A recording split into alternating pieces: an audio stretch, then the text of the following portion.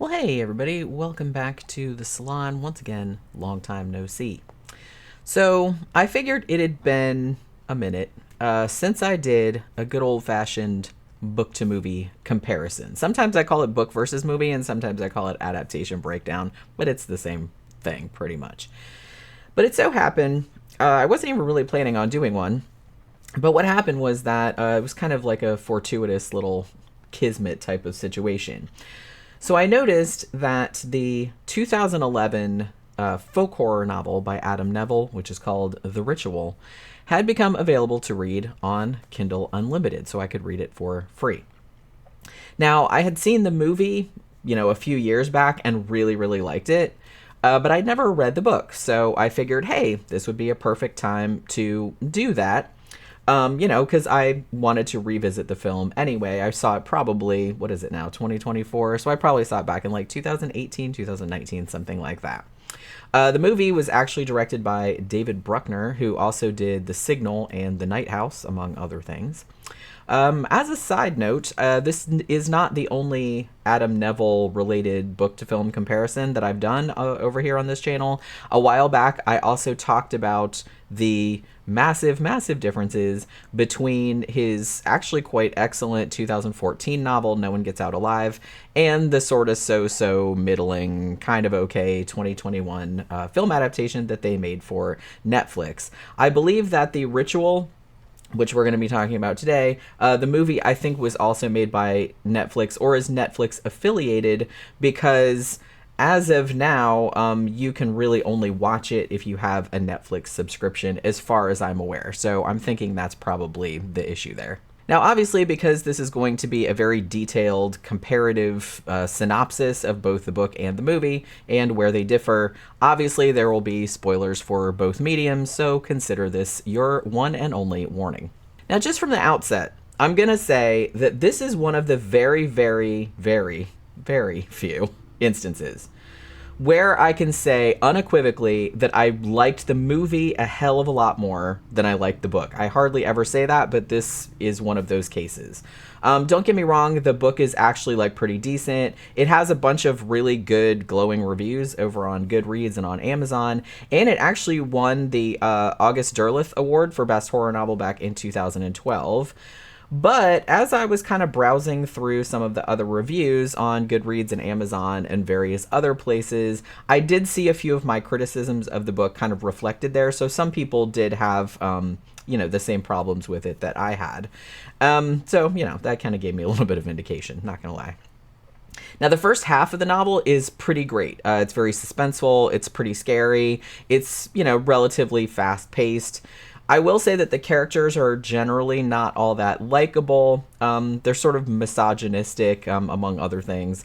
And they're not really well delineated either. Like, for a while when I first started reading it, I couldn't really tell one dude from the other. The descriptions are a little bit verbose also. But on the whole, the first half of the book, the story is a pretty simple survival narrative that also has a monster in it. And it's just pretty straightforward and also has like some pretty terrifying scenes. So that's good. But then at about the halfway point, because the novel's in two parts, part one and part two, the novel takes something of a turn. It's not like a hard right turn, like into a completely different story or anything like that. But it's one that I didn't really vibe with as much as I did with the first part. It was a little bit ridiculous. It got a little bit repetitive, and the verbosity that you saw in the first half got like amped up, especially as far as like the dialogue was concerned. So it got a little bit wordy and kind of tiresome in that regard. And reading the novel, I can see why the makers of the film adaptation chose to change the second half significantly. And honestly, I think they made the right decision, mostly because the villains in the movie version are a lot more frightening than the ones in the book, which end up being kind of silly. So all that said, let's kind of go with a plot breakdown of the book largely, but then I'll interject with scenes from the movie where they differ a lot from the novel version. So in the novel, we're following four English friends whose names are Luke, Dom, Hutch, and Phil, who met years ago when they were at university. In the movie, the characters are played by Rafe Spall, Sam Troughton, Robert James Collier, and Arshar Ali, respectively. All we really know about them and like the dynamic of their friend group is that Dom, Hutch, and Phil have all kind of settled down into, middle class life, I guess. They've all got wives or girlfriends, kids, careers, that type of thing. But Luke is something of a like a free spirit bit, I guess you'd call it.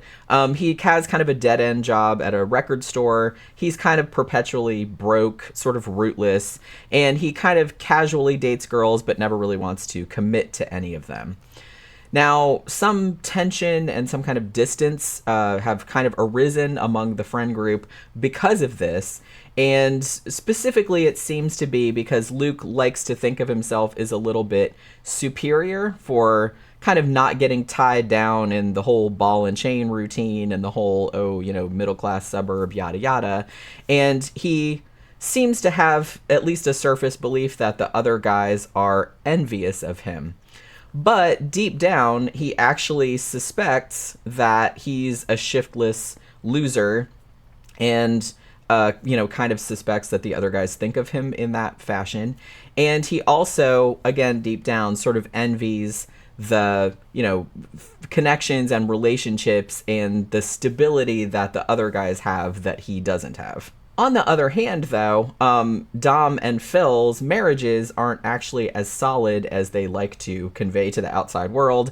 And in fact, both of them are undergoing divorces that they have not told Luke about yet. So there's that too. Now, the friends, because of this and other things, they don't really see as much of each other as they used to.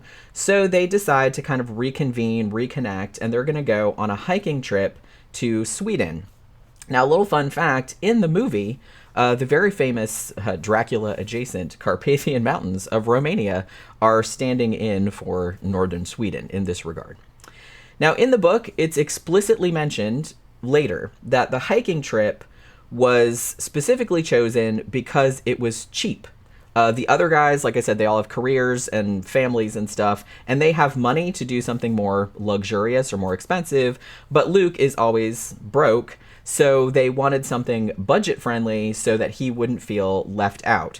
So this ends up fueling a little bit of resentment toward him as well, like later on in the story. Now, I will note, and this was very interesting to me. In the film adaptation, and a lot of people have seen it, so maybe you guys know this. There's a whole initial plot point about a fifth friend whose name is Robert, who in the movie is played by Paul Reed. And he was actually the one who suggested the Swedish hiking trip in the first place, but nobody else was really that jazzed about it. Now, right after they have this discussion, Robert and Luke go to like a convenience store to like pick up some booze or whatever, and then Robert gets killed in a robbery, like in this convenience store. And Luke feels guilty because he basically goes and hides and doesn't help him when maybe he could have. You know what I mean? So he doesn't intervene to prevent like Robert getting killed. So the four guys decide to do the hiking trip that Robert wanted to do in Robert's honor, like 6 months after he died. And even while they're on the trip, like they build a little memorial to him, like when they're up in the mountains. Now, this entire motivation for the trip is not in the book at all. There is nothing like this in there. There is no character named Robert. There is no convenience store robbery. And there is actually absolutely no time spent with any of the characters in the book before the trip starts. In the novel, the story starts with the four guys already, like in the Swedish wilderness, like on the verge of getting lost.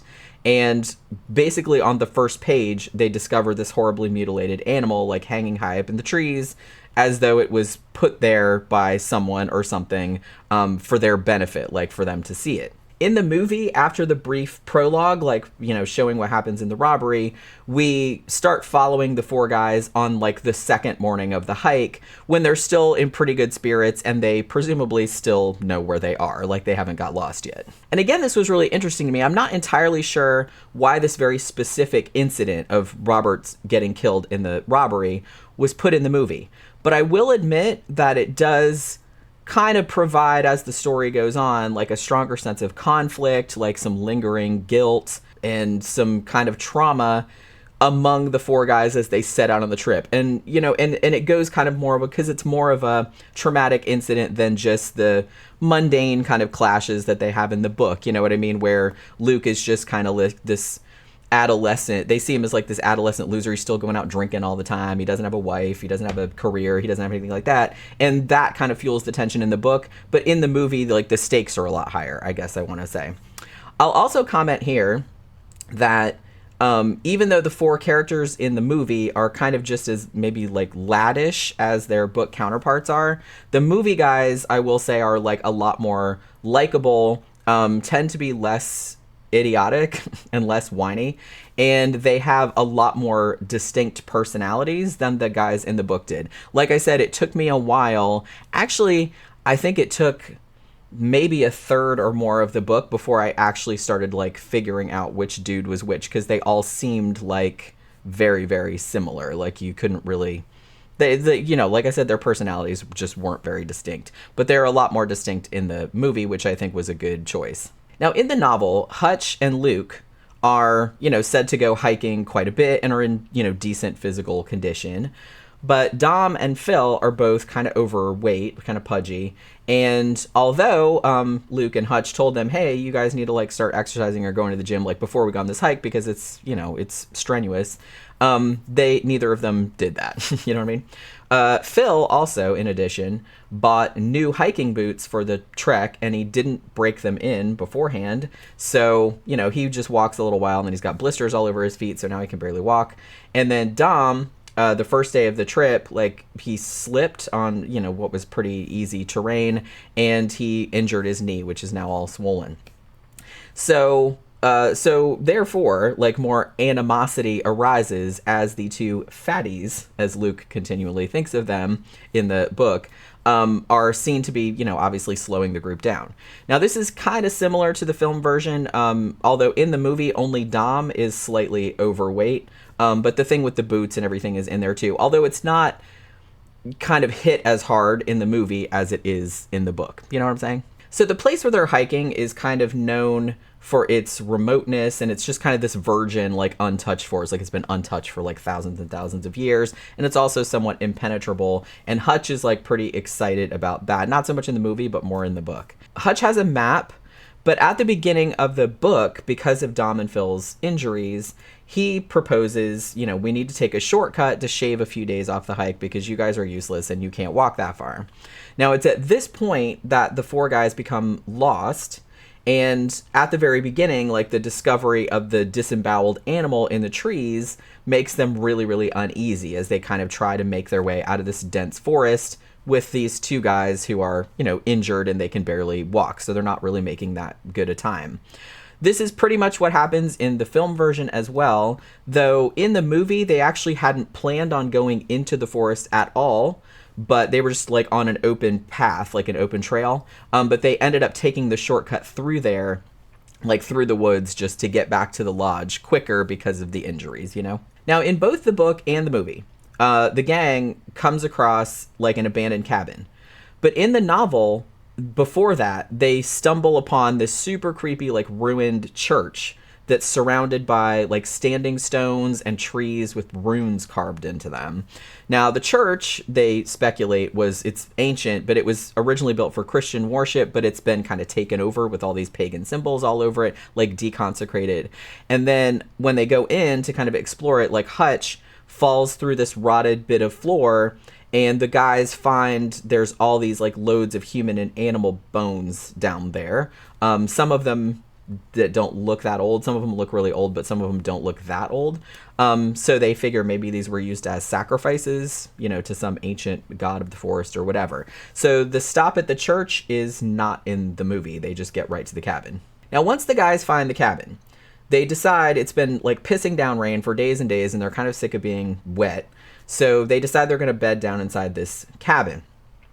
But of course, the place is just fucking spooky as all get out. It's implied that the four men, once they're in there, they start having like all these disturbing visions, which are, you know, nightmares, but they seem more like visions of the future kind of thing. So the cabin has like rune symbols hung all over the walls. And in a bedroom upstairs, there's this very weird effigy of some kind of goat-headed deity. Now, in the movie, it's kind of more, it's just as creepy, but it's more of like a headless straw thing with like antlers for hands. One of the men, in the book, I'm pretty sure it's Phil. In the movie, it's definitely Phil.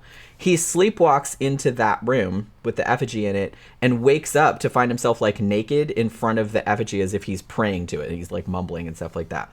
And then one of the other men, I think it's Dom in the book. It's, and it's a similar kind of thing happens with Dom in the movie. He kind of wanders naked into this little nook and he's just mumbling incomprehensibly and wakes up and he's just like completely freaking out. So again, this is close to what happens in the movie, but in the movie version, Luke very specifically has a vivid nightmare where he's back in the convenience store where Robert got killed. And it's actually like a really good sequence. They do it a couple times like throughout the movie where he has these visions. They're not really flashbacks because it's implied that he's been being made to have them, but where bits of the convenience store, like the overhead lights and like the shelving and stuff like that will kind of like appear in the wilderness. It's actually like really cool and it's like really unsettling. So he has a vision like that. Also in the movie, and I don't think this is in the book, when they leave the cabin in the morning, like a bunch of the trees are knocked down, like some big ass fucking animal or something has been around there. And there are runes carved in the tree trunks that weren't there the night before. And also they, Luke in particular, like hears something moving around out, like something growling or something big moving around in the woods, but the other guys don't want to hear it or they don't believe him. Now, another detail that's in the movie, but not in the book, is that while Luke is having this nightmare or vision or whatever it is, he appears to be outside in the daytime and some invisible, I don't even know if it's an invisible thing, but like claw marks, like a symbol like made with claw marks, like appears in his chest. Now this will actually be important later on in the movie version, but it doesn't happen in the book. Now, in my opinion, it's also, I think, like more clearly conveyed in the movie that the thing in the woods, the creature in the woods, is making the men have these visions. You know what I mean? It's doing that in the book too, but I don't think it's as clearly spelled out as it is in the movie. So the dudes are like wandering through this seemingly endless forest and they are just getting more and more lost and more cranky. And, pressures really start to build as obviously their supplies start to dwindle. They seem to have like fresh water because there's, springs and stuff like that. But obviously they're running out of food. They're all getting very tired and shit like that. Now, at one point, kind of tensions boil over. And Luke, who actually gives into this sort of blinding, essentially purposeless rage that's been plaguing him for the last few months because he implies that he's been getting like unreasonably angry, like he punched out some dude on the underground like one day like for almost nothing, and so he's obviously dealing with some anger issues. So he just like starts beating the absolute shit out of Dom because Dom he can't walk that far and he keeps wanting to stop and he's kind of getting whiny and shit like that. So he just like starts fucking wailing on him. And then, the other two guys are like, bro, you know what I mean? Because he's like really flips out. And, so the friction between all the guys is like, rising exponentially. Now, in the movie, Luke also punches Dom in the face like one time. It's not real egregious or anything, but it's after Dom calls him a coward for not intervening to save Robert during the earlier, convenience store robbery. So there's not the same dynamic with Luke having these like growing anger issues where he's just like dissatisfied with his life and he's lashing out and taking it out on other people. When he hits Dom in this, it's, I'm not saying Dom deserved to get hit, but the reason that he called him a coward and then Luke like punched him in the face, you know what I mean? So it wasn't just like he wasn't flipping out for no reason. Now, obviously, like Hutch, he's, trying to broker peace between everybody, but it's just kind of an uneasy truce for sure. And the dudes, particularly Luke and Dom, they agree, after if we ever get out of this godforsaken forest and back to civilization, we're not going to be friends anymore. I don't ever want to talk to you again. Hutch kind of low-key gets blamed for suggesting the shortcut and getting them into this mess to begin with. In the movie, that's a minor thing, but Luke is mostly blamed because had Robert not died in the robbery, then they wouldn't have come on this trip at all. They would have gone somewhere else that someone else wanted to go to. You know what I mean? Now, in the movie version, the guys come across the remains of a campsite. Like, they find a tent that's kind of partially buried and they pull it up. And then they find this wallet with a picture of this little happy, smiling family. And the wallet also has a credit card in it with an expiration date of 1984. Kind of showing you that whatever's going on in these woods has been going on for like a really, really long time. This incident does actually not occur in the book at all. Now, because Dom and Phil, the two injured guys, are kind of getting close to the, end of their endurance, Hutch actually suggests to Luke, he's like, why don't you hike out alone because you're the strongest and the fastest, and try to find help and bring it back. So Luke is kind of reluctant to do this, but he finally agrees, okay, well, I'll leave in the morning because it's nighttime when they have this discussion. Overnight, though, Hutch gets snatched out his tent by some unseen thing in the woods, which no one gets a real good look at. They only know it's real big, kind of smells terrible, like, carrion or whatever, and moves a lot faster than any human or animal that they're familiar with. Obviously, the men are way freaked out by this, not least because Hutch was the most experienced hiker of the group, and he was kind of the de facto leader of the whole trip. Like, he's the one that had planned the whole thing from the beginning, so obviously they're kind of at a loss now that he's gone. Now, sometime later, as Luke kind of takes over the leadership position and tries to steer Dom and Phil out of the forest, they come across what remains of Hutch. He's basically left hanging high up in the trees with all his guts scooped out, much like the animal that they found at the beginning. So, of course, they're all horrified by this. One of the things that freaks them out the most is, like, if that was a person, they're like, that had to be something really big. Like, who could put it? Because it's way, way up in the trees, you know what I mean? So they're like, it either had to be people that did that or a huge, huge animal. You know what I mean? It's, like, too big to be a bear or anything like that. Also, it seems to appear as though the body was, again, deliberately placed there where they would see it, like it's a purposeful display. So they're like, if this is a creature, then it's intelligent and it's fucking with us because it wants us to see what it did to our friend. So a bit more time goes by, and the dudes, like, continue walking in a southwesterly direction, which is what Hutch had advised them to do, because he's like, that's how you're going to get out of here. Now, they get to this ridge, and Luke climbs up a tree, and he can actually see the edge of the forest, and it's not really that far. It's only like a day's walk away or something like that. Now, in the movie, he doesn't climb a tree, but he just looks over the high ridge, but it amounts to the same thing. In the movie, he also sees what appear to be like a bunch of small fires, like from a village or campsites or something, like off in the distance. And prior to this, the three men had seen some human footprints in the mud and were like, yeah, let's not go that way. But I don't remember those details being in the book. It's just in the movie. Now, it's at this stage where the book and the movie begin to deviate.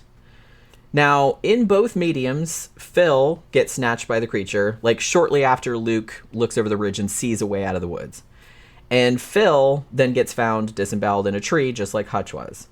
But in the book, Dom also disappears, like a short time later. Like, the creature comes and attacks both of them, like, Dom and Luke. And Luke gets knocked unconscious in all the mayhem. And when he wakes up, obviously Dom is gone. And he's laying in a house, like he's in this weird, like, stinky, like, box bed type of thing. It's like a coffin, he kind of describes it as, with this really smelly quilt or whatever. And his head is just completely fucking smashed up. Like, he has like a fractured skull, and he's all, like, cut up from the monster attack, you know? Now, by contrast, in the movie, Luke and Dom are pursued by the monster.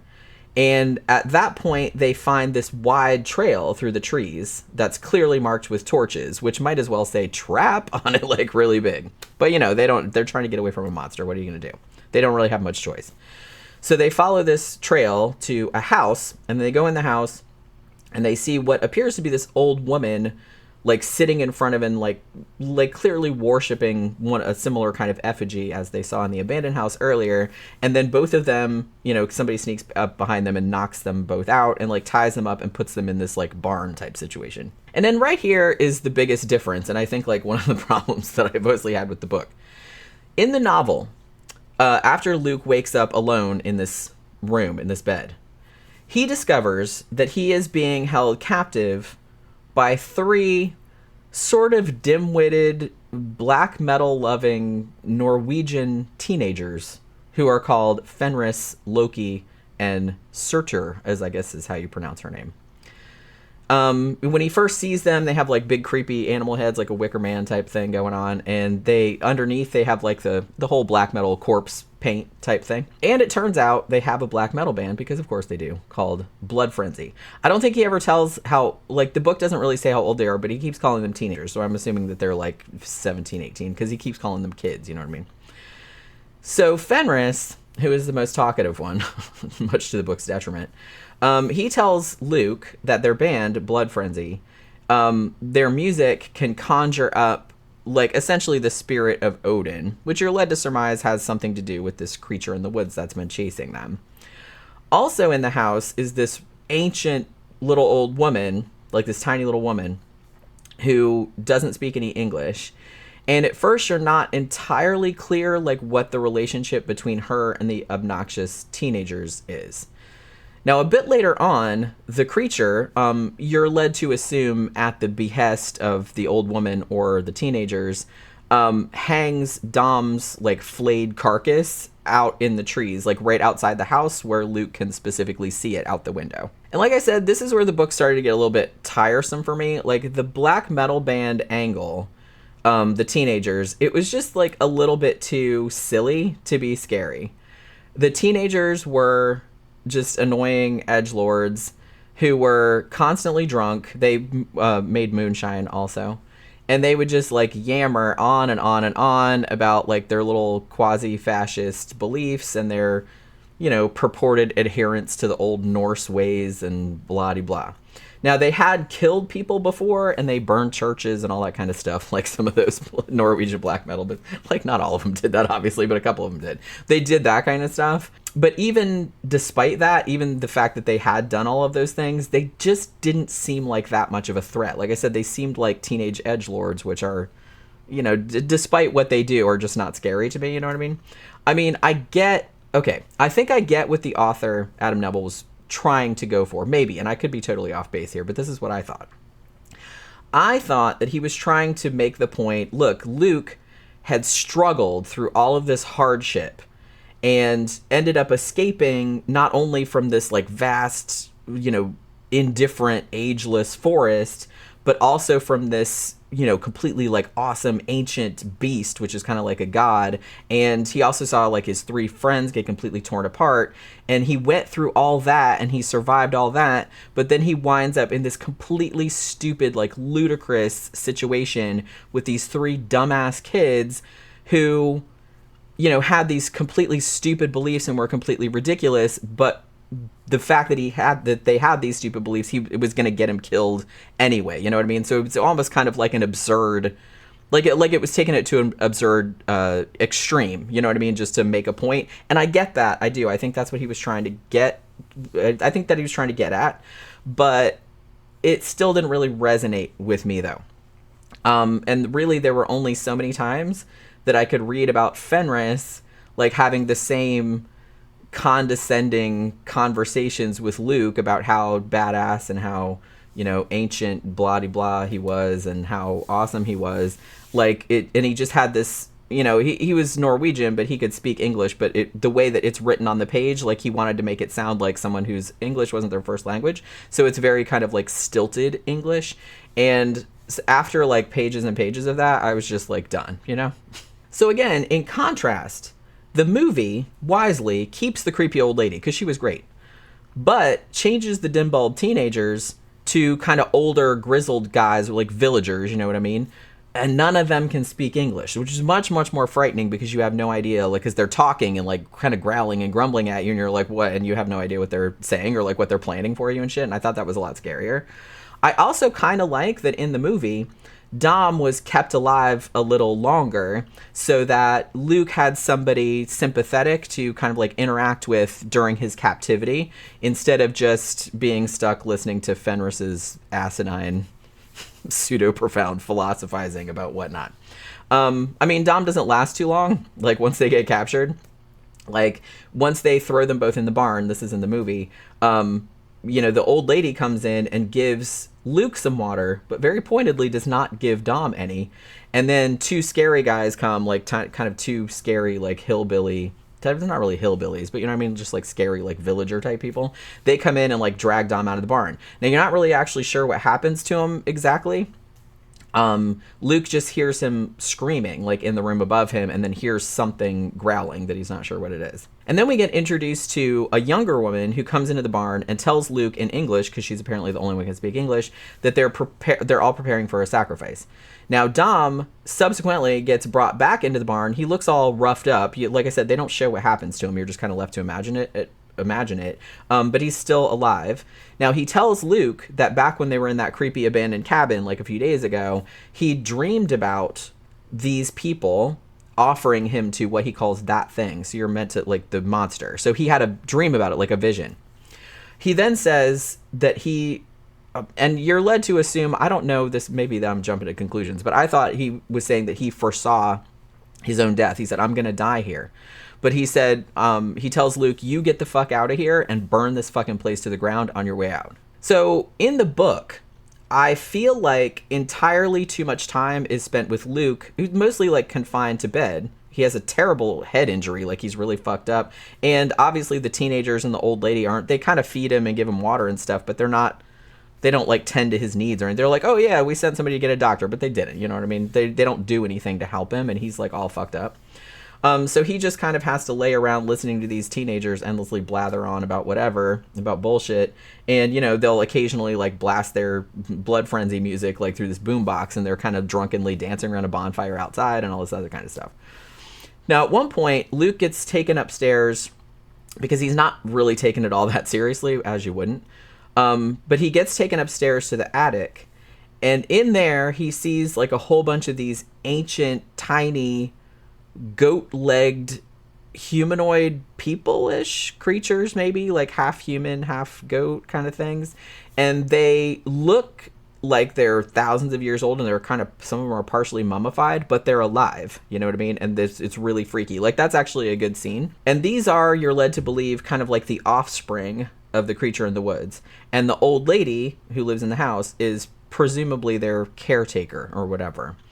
It's also implied that this is apparently the old woman's house, and that the teenagers just came there to commune with this forest god, I guess, after hearing about this creature in the woods and these like ancient people that are presumably its children. Now, in the movie, Luke finds these beings like in the attic of the house too, but it happens a bit later on in the timeline. And honestly, he doesn't hesitate to just set them all on fire without much. He's just like, yep, not gonna have any of this. You know what I mean?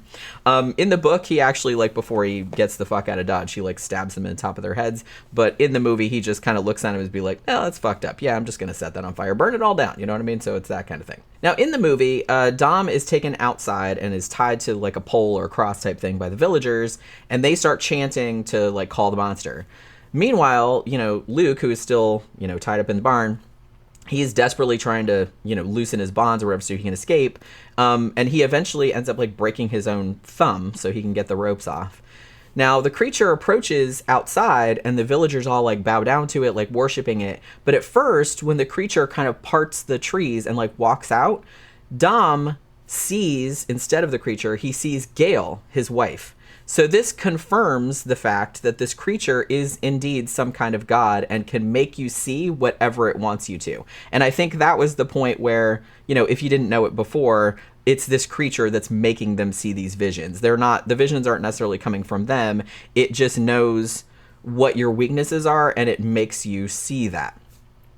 But after that, like once it gets up close to him and kind of grabs him around the face, you get to see its true form a little bit. You don't really get to see the whole thing until later on, because they keep it kind of little patch, but I think that's good because the monster design looks really, really good. But it kind of looks like, you're led to believe it kind of looks like this elk like Wendigo thing, but it has like this hooded, vaguely human face. Like it's almost like it has a human part, or like a human sticking out of its face kind of, but then it's like a big elky Wendigo thing. Like it's weird looking, but it's great. So it picks up Dom and like impales him on this tree branch and just leaves him hanging there like in his boxer shorts, which is pretty shitty. Now, in the book, after an endless period of time where Luke is trapped in this house with these stupid teenagers. Luke finally gets prepared for sacrifice. They put this kind of gown on him that's white, but you can tell that they've sacrificed other people in it before because it's got like kind of old bloodstains on it. They put like this crown of dried flowers on his head, and then they drag him outside and they tie him upside down to this cross that they kind of like erect in the front yard. But at that point, there's some kind of conflict between the teenagers and the old woman. Apparently, they wanted her to call the creature to come eat him. She calls the creature Motor, or Mother, but she refuses to for some reason. So the teenagers are like, well, fuck you then, and they actually cut Luke down and put him back in his room because the old lady was like, I'm not calling the monster for you, so we're just calling this whole thing off. So after that, in the book, Luke wakes up really early one morning to find that someone, presumably the old woman, has actually unlocked the door to his room and left him a knife, and also left him the gown and the crown again. So Luke deduces from this that the old woman actually wants him to escape and kill the teenagers for her, since they're like interlopers. Like I said, at first you're not clear. It's like, well, are these people, do they live here? Is this their mom? It's like, what's going on? But you're kind of led to believe that they just came here and she was just kind of like helping them out or whatever. Now, because you later find out that the old woman is actually also an offspring of the monster too, like, you know, you find out later she also has goat legs, and she can call it whenever she wants. I'm not really sure why she didn't just get rid of the teenagers herself if she didn't want them there, and why she needed Luke to do it, but whatever, I don't know. I'm thinking about it too much, I guess. So back in the movie, the younger woman who can speak English explains to Luke that the monster in the woods is an ancient god. She calls it a bastard son of Loki. And she said, we never say its name. It's like sacrilegious. She tells them that they worship it and they make periodic sacrifices to it. And in return, the monster lets them stay there and has essentially given them immortality, is what it sounds like she's saying. And then she tells Luke that he will be, tonight you'll be given a chance to bow down before the god. But if you don't, then the monster will kill you and hang you from the tree, just like they did to Dom. And then it's at this point that they refer back to the mark that the creature made on Luke's chest, like back when they were at the abandoned cabin. Like the old woman has one too, and the young woman also has one. Now, apparently Luke has been chosen or marked because he bears greater pain than the others did because of his guilt over not saving Robert earlier. So after Luke eventually escapes the barn in the movie and sets the ancient creatures up in the attic on fire, Luke basically straight up punches the old woman in the face, which actually made me laugh out loud, and grabs a shotgun and tries to get the hell out of Dodge. Now, the monster is kind of approaching outside, though, and you're led to believe it's drawn by the screams of its burning offspring, like up in the attic that he set on fire. And so all the villagers are flipping out because they're like, oh my god, it's mad. And so they start kneeling before it, but it's really pissed off. And it actually kills the young woman, like just picks her up and is like, yeah, fuck that. Now, Luke actually shoots his way out. He shoots one guy dead during his escape and then steals an axe from another guy.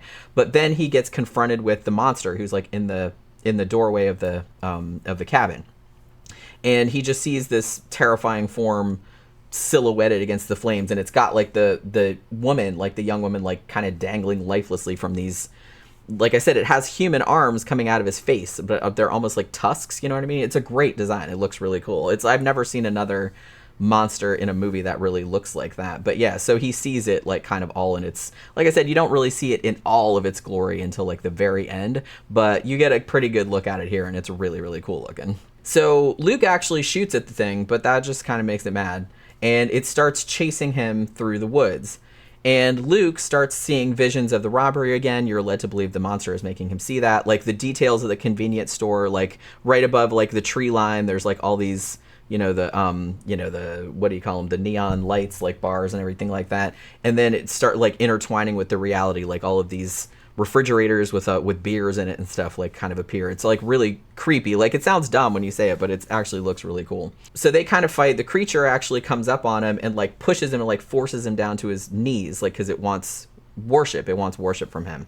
And at that point, like it draws up to it, and it's like 3 times as tall as you thought it was because it's standing like on its back legs. It has like these goat legs, and then it almost has like 3. It's almost like segmented. It's like crazy looking. And like I said, I love the monster design. I don't know who did it. I probably should have looked it up, but it's a fantastic looking monster. But yeah, so Luke is like, no, I'm not bowing down to you, no way. So he basically just like, hits the monster like in the face, like right between the eyes, like with the axe that he took from the villager. And that doesn't kill her either, obviously, because she's like a god. But it does give Luke enough time to run like hell and get out of the forest. Now, as soon as he's clear of the trees, he realizes that Motor, the monster, can't follow him.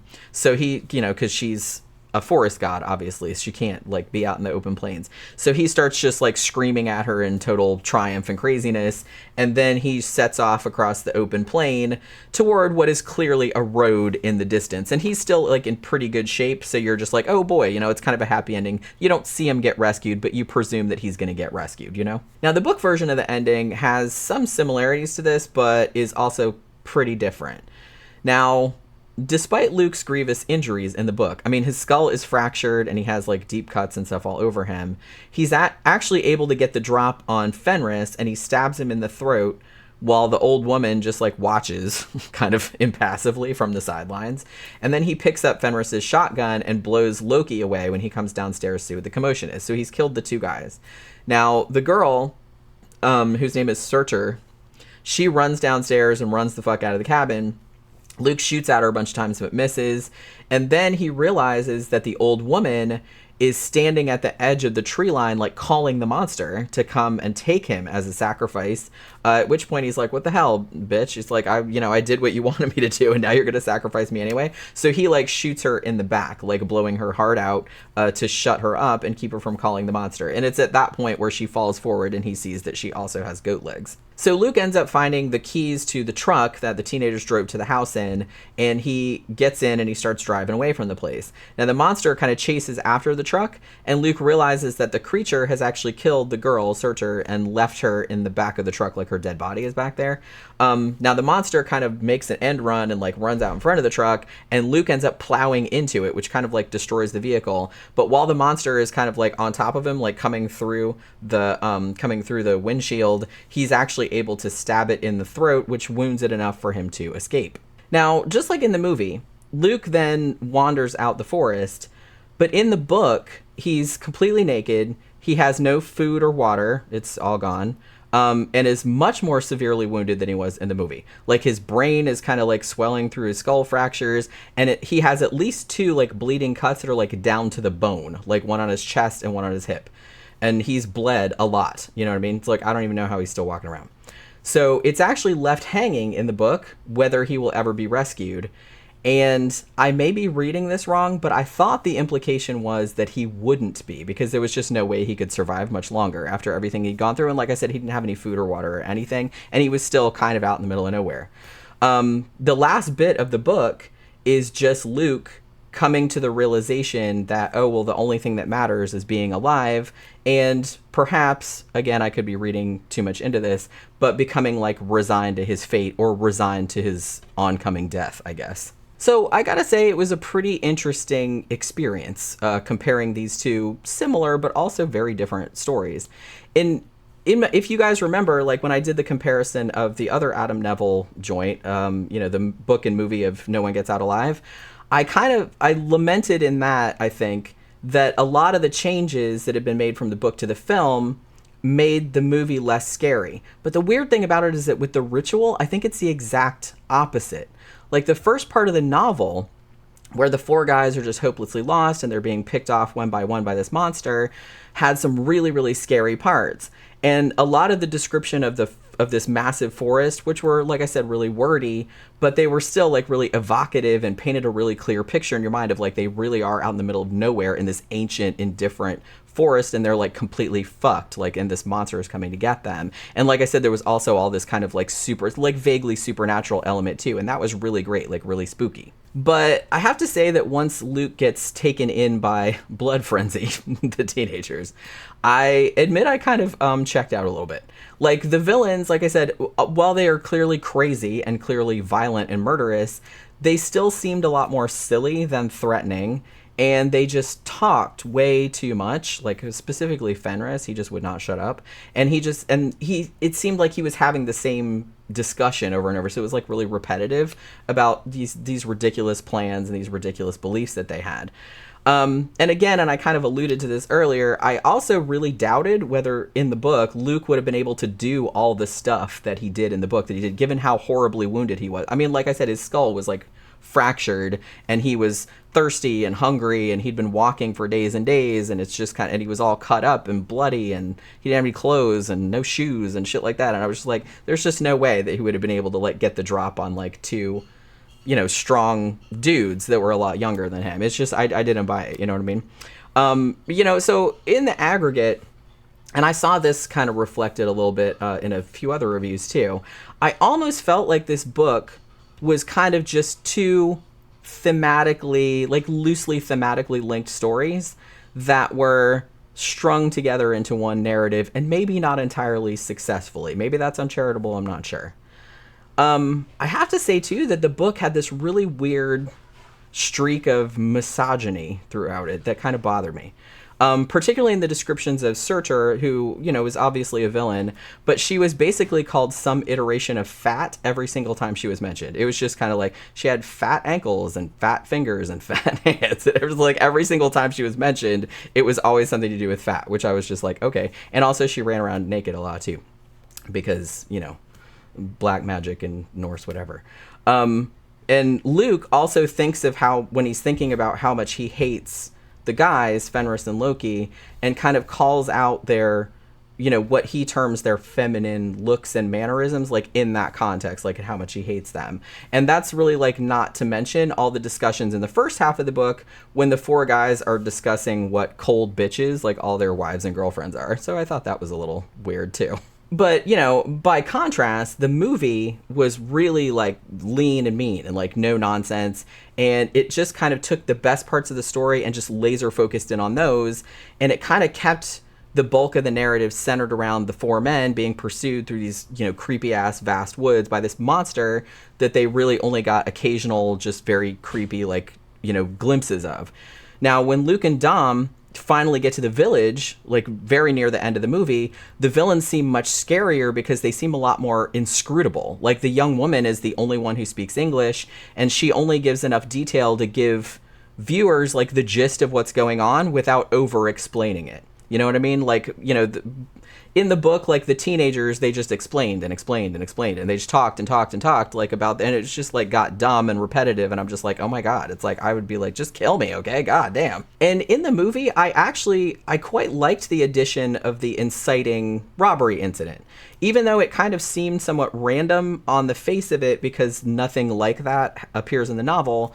That event, having that in the movie, kind of gave an opportunity to go a lot deeper with the characterization, like specifically playing Luke's guilt at not helping his friend against the other three guys, like low-key blaming of him for being a coward, and like a lot of them don't want to say that except for Dom, like none of them would say it out loud. So it really kind of like upped the conflict among the characters and gave the whole trip, like before they even went on it, like this whole air of like tragedy and melancholy, like just from the very beginning, because they were going there, because their friend was dead and it was like a memorial. And also the robbery plot point also gave Luke more of a character arc because he was forced to kind of like nut up and like confront this monster at the end the way that he didn't confront the robbers at the beginning of the movie. And I also kind of alluded to this before too, but the creature design in the movie is excellent. It's a really, really good looking monster, and it was way, way scarier than the description of the monster from the book. So even though I have to say I wasn't a huge fan of the novel overall, I would still recommend reading it if you're into Adam Nevill's other stuff and are interested to see what changes were made for the film. A lot of people really did seem to like it. It seemed like the bulk of the reviews were very positive. So, you might not have the same issues with it that I had. But I will say it's kind of a rare thing for me to concede that a movie was a lot better than the book. But in this case, I think I can probably say that without reservation. The movie is outstanding. Please watch it if you haven't. It's still on Netflix as of this recording. And, I just found the book kind of okay. You might like it a lot better than I did. I liked the first half a lot, but the second half it kind of got on my nerves a little bit. So, let me know if you've seen the movie, read the book, if you've seen or read them both, and tell me what you thought of the changes that were made. And that will do it for this trip to the salon. Hopefully you guys enjoyed it. Please remember to like, share, subscribe, and comment, and all of that good stuff. And I will see you guys again on the next one. Bye.